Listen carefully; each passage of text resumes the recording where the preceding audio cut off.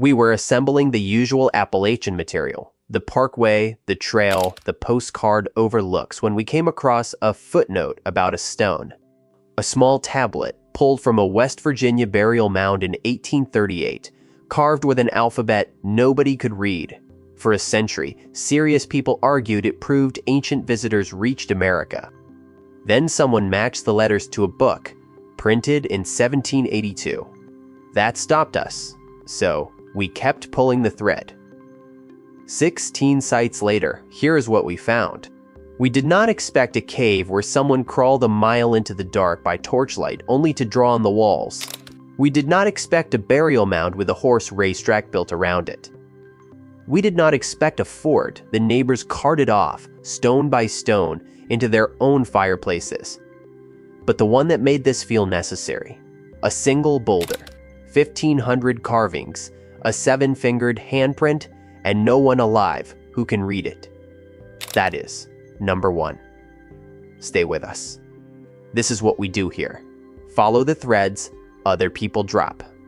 Subscribe if that sounds like something you want more of. Today we are counting down 16 ancient sites in the Appalachian Mountains that no one can fully explain. Number 16 sits on Lookout Mountain in the far northeast corner of Alabama, near the town of Mentone, the southern tail of the Appalachians, where the range finally runs out of mountain. Above a 107-foot waterfall, in the bluffs over Desoto Falls, there are caves that look expanded by human hands. 3 chambers, a narrow, unmarked trail along a cliff face. Near the back of one chamber stands a column that does not look natural. For centuries, the story was that a Welsh prince named Madoc built it, that he crossed the Atlantic in 1170, landed at Mobile Bay, and pushed north into these mountains. There is even a cliff-top stone wall said to match a castle in Wales. Nobody ever studied that wall before the state took the land. Local residents pulled it apart and built the stones into their own houses. For the record, the Madoc story is folklore. The near-identical Welsh fort over in Tennessee turned out to be native-built, and this one almost certainly was too. The caves are still there, quiet and unmarked. The wall is somewhere in the walls of Alabama. Some mysteries don't get solved. They get repurposed into fireplaces. 400 miles north, in Salem, New Hampshire, sits a 30-acre maze of stone walls, low chambers, and one grooved granite slab. It is called America's Stonehenge. It did not used to be. The site was originally Mystery Hill. The name got upgraded later to sound older and grander than a roadside curiosity. Today, there is an admission fee and an alpaca pen. The centerpiece is a 4.5-ton slab with channels cut into it, long sold as a sacrificial table. The grooves, though, drain liquid, not blood. It is most likely a colonial stone for leaching lye, for making soap or cider. The real history is quieter. A colonial family lived here in the early 1800 seconds and used many of the chambers as root cellars. Then, in 1937, an insurance executive named William Goodwin bought the place, decided Irish monks had built it, and moved the stones to fit his theory. One archaeologist put it plainly: Goodwin may have created much of what visitors see today. There are 2 real sites here. 1, Native American. 1, colonial. There is no ancient European one. Sometimes the mystery is just a man rearranging rocks until they say what he wants. In March of 1983, a state tourism magazine made an announcement. Carvings in 2 remote West Virginia rock shelters, it said, were the Christmas story, the Nativity, written in ancient Irish by monks in the 6th century. The magazine was Wonderful West Virginia. The man who translated the carvings was Barry Fell, described as America's leading expert on ancient languages. He was a professor of marine biology. The carvings themselves are real. They sit in the forested hollows of Wyoming and Boone counties, on sandstone overhangs, sunbursts, straight and curving lines, marks that look like turkey tracks. They were first recorded in the 1960 seconds as Native American rock art. That is what they are, Fel. Read them as Ogham, an old Irish script, and claimed a beam of winter solstice sunlight struck a sun symbol to confirm it. The story spread everywhere. Then, the Council for West Virginia Archaeology took it apart. Using Fell's own method, a critic showed you could pull the nativity out of those marks, or any other text you wanted, decided in advance. The translation was in the technique, not the stone. The petroglyphs are still there. Their locations are kept quiet now, to protect them from vandals. Real people made those marks on those cliffs for their own reasons. It says something that the marks had to be reassigned to imaginary Irishmen before anyone called them important. There is a stone in the Smithsonian's collection about 4.5 inches long with 8 or 9 characters scratched across it. It came out of a burial mound in Loudoun County, Tennessee on the 14th of February, 1889.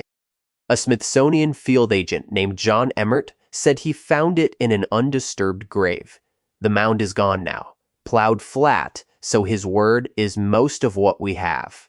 At first, the marks were called Cherokee. Then, in 1970, a linguist turned the stone upside down and read it as Ancient Hebrew, 2 words, for Judea. For decades, that reading fueled a specific claim that Israelites had crossed the ocean and reached Tennessee in antiquity. In 2004, 2 archaeologists matched the inscription, character for character, to an illustration in a Masonic reference book printed in 1870, an artist's sketch of a Hebrew phrase, holy to Yahweh. Even the quirks lined up. The stone had copied a book that could not have existed before the 1870 seconds, which means someone slipped it into the dig. The mound was built by Native Americans in the woodland period, around the 5th century. The stone was built by the 19th. It is a strange kind of monument, a fake so precise that it accidentally signed and dated itself. People wanted a lost tribe so badly they manufactured one. The people who actually raised that mound had been there all along, on a cliff above the French Broad River, right where North Carolina meets Tennessee. There are lines painted in red and yellow. Not animals, not figures, just deliberate rectilinear marks, set in a shallow alcove under an overhang, high above the water. The place is called Paint Rock. The town below it took the same name. By the accounts we have, the pigments are local, unusually fine, and roughly 5,000 years old. Archaic period, older than most of the mounds in this video. In fairness, this is the thinnest documented site here, and that date deserves a second source. The paint has survived 5,000 years on an open cliff, protected by nothing more than a lip of rock. The meaning of the marks has not survived at all. One guess ties them to the hot springs nearby, the 100-degree mineral water native people used long before the town did, a marker for a special place. But it is only a guess. The lines are still there, red and yellow, above the river. 5,000 years is a long time for a color to outlast its own meaning. Here is the detail that stopped us on this one. In 2011, a writer announced that a set of stone terraces in the North Georgia mountains were the ruins of a lost Maya city, refugees from Mexico hiding in the Appalachians. It went viral. There was a book. There were television segments. The place is Track Rock Gap in Union County, below Brasstown Bald, Georgia's highest peak. It is the only publicly accessible petroglyph site in the state, more than 100 carvings on soapstone boulders. Footprints, animal tracks, rings and crosses, real, ancient, and genuinely not fully understood. But the Maya city was not real. A Forest Service study and 2012 excavations found no settlement. The terraces were Native American agriculture from a much later period. And here's the part worth sitting with. The Muskogee Creek Nation and the Eastern Band of Cherokee did not just call the theory wrong. They called it an attack because it took their ancestors' work and handed it to a foreign civilization that was never here. The carvings are still in the gap, fenced now behind rails. Some were badly vandalized around 2020. The real story was never a lost city. It was people on this land carving these stones, and a country so quick to believe anyone else did it. Near Cartersville, Georgia, in the bottomland along the Etowah River, 6 earthen mounds rise around an open plaza. The tallest is 67 feet, the highest mound in the state. A moat still traces the edge of the old town. This was Etowah, one of the great Mississippian cities of the South, built and rebuilt over 5 centuries, starting around the year 1000. At its height, it ranked with Cahokia and Moundsville. Thousands of people lived here, and then they left. The mystery is in how they left. In the burial mound, excavators found 2 statues carved from marble, a seated man and a seated woman about 2 feet tall. They had been broken, and they had been buried deliberately at the base of the mound. Nearby, the evidence showed the town's wooden wall had burned. Those 2 figures, most likely sacred ancestors, the kind of statues that once sat in a temple, survive today side by side in the site museum. Their faces were smashed by their own people in whatever crisis emptied the city. Nobody knows if they were hidden from an enemy or destroyed by one. The city's real name burned with it. Etowah is a word a later people used. It just means town. You can stand on the plaza now, in the wind, between the mounds. A whole city decided to leave, and took the reason with them. Here is the detail that stopped us in South Charleston, West Virginia. There is a mound in the middle of the city, 35 feet high, 175 feet across, and in the 1,880 seconds, the town built a horse race track around it. This is the Criel Mound, the second largest Adana mound in the state. When the Smithsonian tunneled into it in 1883, they reached the base and found 11 people. 1 individual at the center, 10 more arranged around him, like the spokes of a wheel laid on a platform of bark and ashes. Then the story went sideways. Victorian newspapers turned the central figure into a giant, 7.5 feet tall, and the giant into evidence of a vanished race or a lost tribe of Israel. The truth is, quieter than that. Some Adena individuals were tall, over 6 feet. None were giants. The giant was a story people told because they could not accept the plain fact in front of them, that native people 2,000 years ago engineered this. The mound is still there in a small park at the end of an avenue. You can walk a spiral path to the top. It was one of about 50 in this valley. Industry destroyed the rest. The giant was easier to believe than the truth. That is usually how it goes. In downtown Franklin, North Carolina, there is a grassy mound between Main Street and the river. People drive past it every day. Most would call it a landscaped hill. It is the last piece of Nikwasi, a Cherokee town whose name means star place. It appears on a Spanish map from 1566 on top. Once stood a townhouse that held the Cherokee sacred fire, the one kept always burning. The mound is estimated at over 1,000 years old. Estimated because it has never been excavated. No one has dug into it.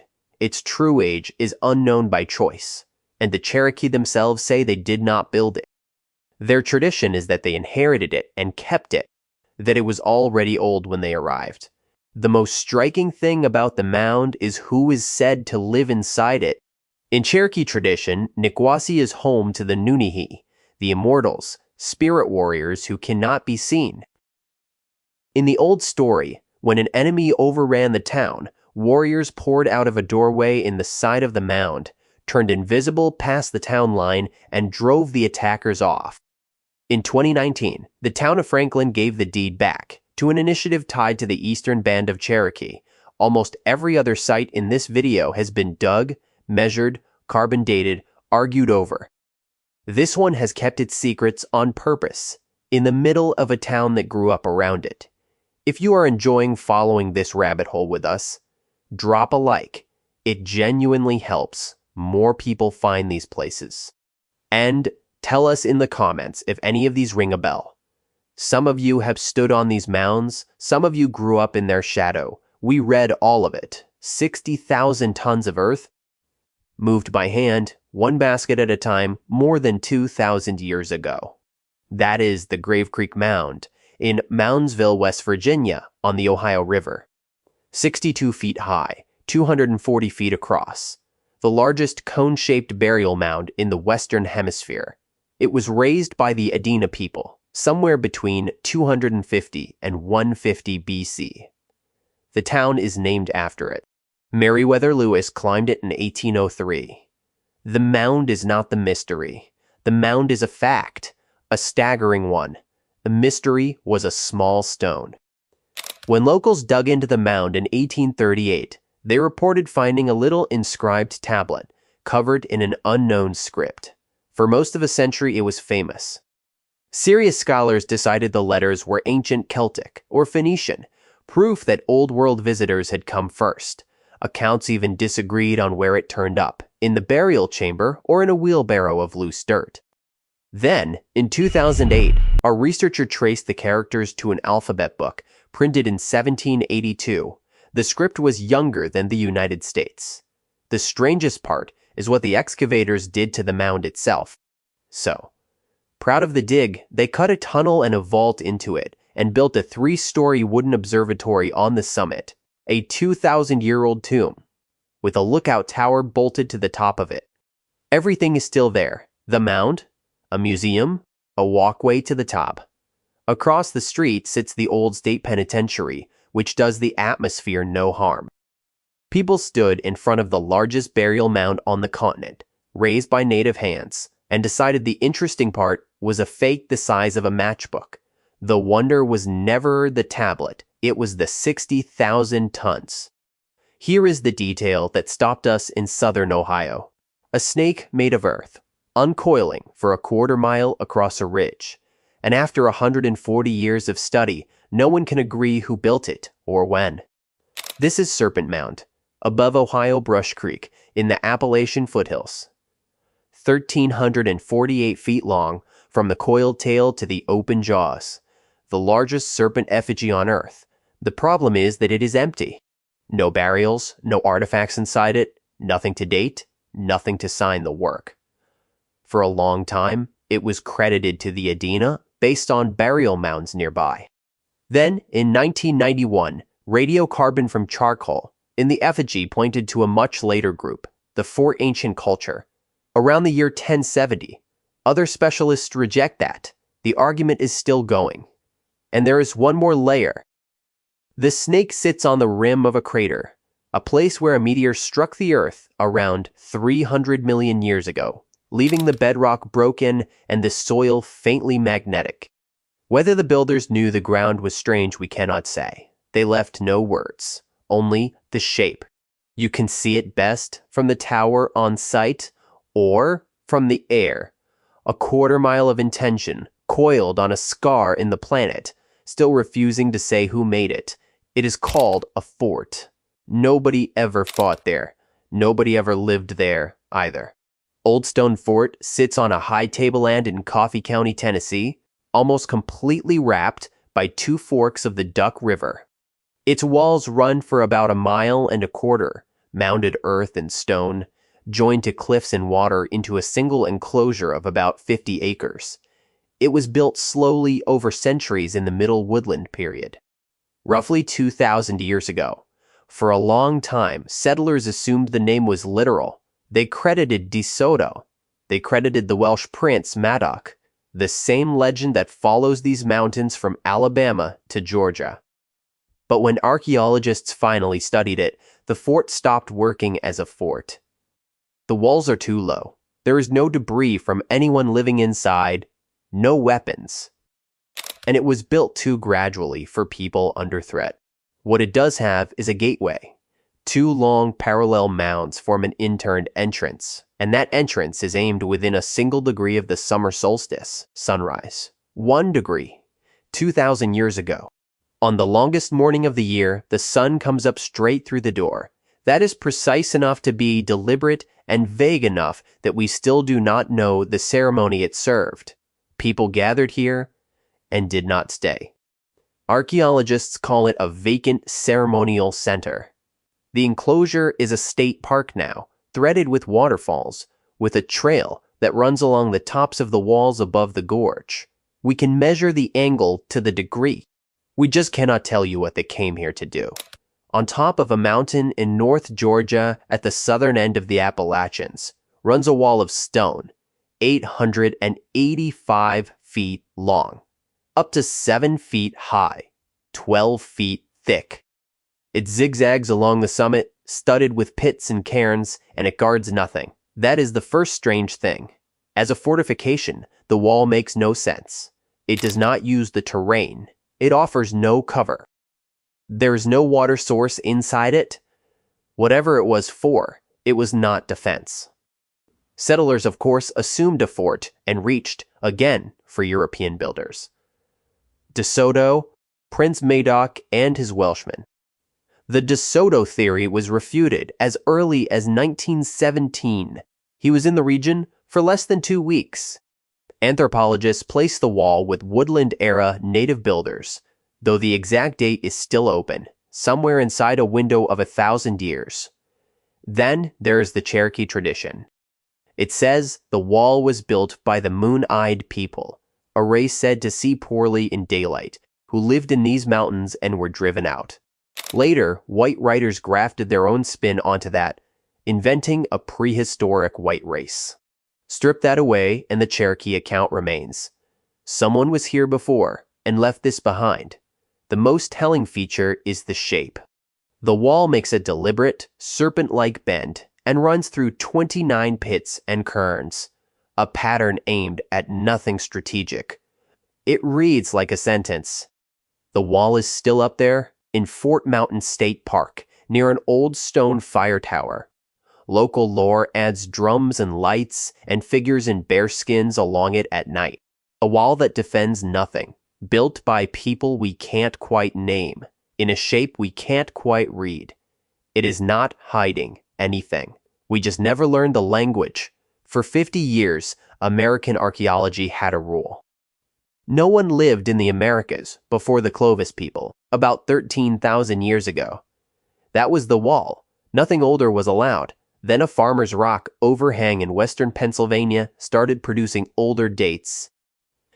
Meadowcroft Rock Shelter sits above Cross Creek, about 36 miles southwest of Pittsburgh, on the Appalachian Plateau. Excavations began in 1973.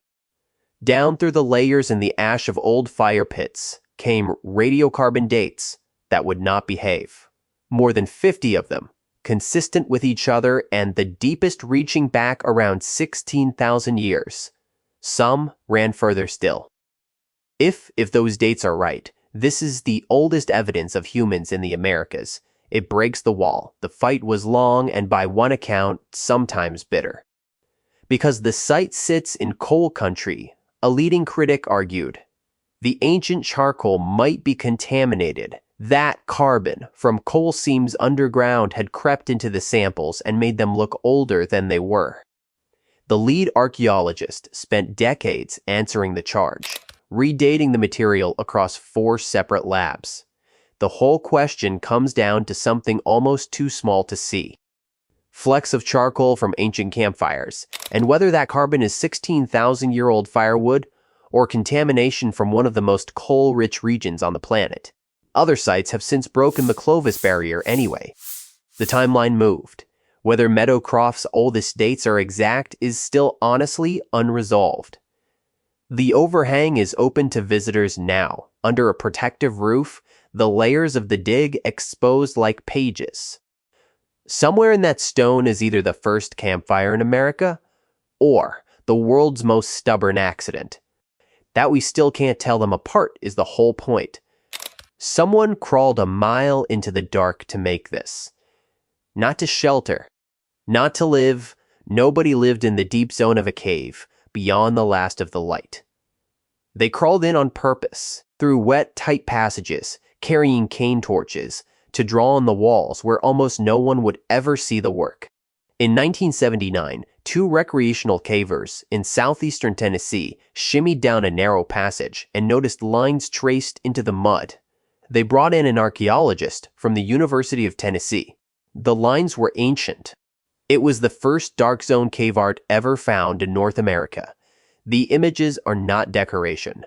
Winged humans, warriors, serpents, figures that blur human and animal, the sacred imagery of the Mississippian world, made mostly between about 1,000 and 1,600 years ago. Some cave art in the region runs back 6,000 years.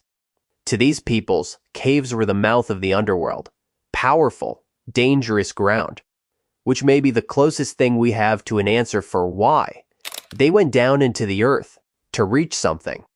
Since that first cave, researchers have found more than 90 of these sites across 6 states. And here is the part that lingers. They will not tell you where the caves are. The sites are logged as numbers 12 unnamed cave, 36 unnamed cave. Their locations kept secret among a handful of trusted people, so looters can never find them. This is North America's Lascaux, and it is deliberately unmapped. The art is still down there in the dark, exactly where they left it. We are still working out what it was trying to say and protecting it by refusing to say where it is. Start with the field. A cattle pasture in the Blue Ridge off a state road in Jackson County, North Carolina. Caney Fork Creek runs somewhere behind you. The air is wet and the light comes in low across the grass. And there, set into a shallow bowl in the ground, is a single slab of soapstone. Low, gray, curved, like the back of something half buried. When the stone is wet, the surface comes alive. 1,500 carvings catching the light. This is Judaculla rock. It holds roughly 1,500 distinct carved designs, more than any other petroglyph boulder east of the Mississippi. Concentric rings, crosses inside circles, footprints, figures, and one 7-fingered handprint. The carvings are old. The soapstone was worked here 3,000 to 4,000 years ago. The images were added across many centuries after, and the marks do not spell anything. They are not a written language. After generations of study, no one can read them. To the Cherokee, that was never the question. In their tradition, this is the boundary stone of Sul Kalu Judaculla, a giant, the master of the game animals, who lived on the mountain above. The long line across the rock marks the edge of his hunting ground. The 7-fingered print is his hand, left when he leapt down from the heights. 19th century observers had their own guesses. One decided the carvings mapped a battle from 1755. Archaeologists set that aside. The honest answer is the harder one. We do not know what most of these marks mean, and we may never. For nearly 100 years, one family, the Parkers, protected this rock on their farm, while other Carolina petroglyphs were defaced or destroyed. Today, the stone belongs to the county with a boardwalk around it, and it is cared for by the Eastern Band of Cherokee Indians, whose ancestors made it. Every other place in this video we tried to solve. We chased the dates, matched the fakes, argued the builders. This one resists all of it, quietly, in a pasture. 1,500 marks, a giant's handprint, a creek, a boardwalk, and a stone that has been speaking for 4,000 years to anyone willing to stand in the wet grass and admit they cannot understand a word of it. That is number one, not because it is the strangest, because it is the one that never stopped being sacred to the people who carved it. There are more threads, there always are.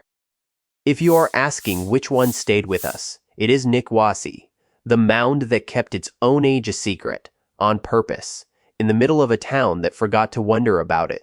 So, tell us which of these surprised you and which thread should we pull next. Subscribe, and we will keep following the margins of the map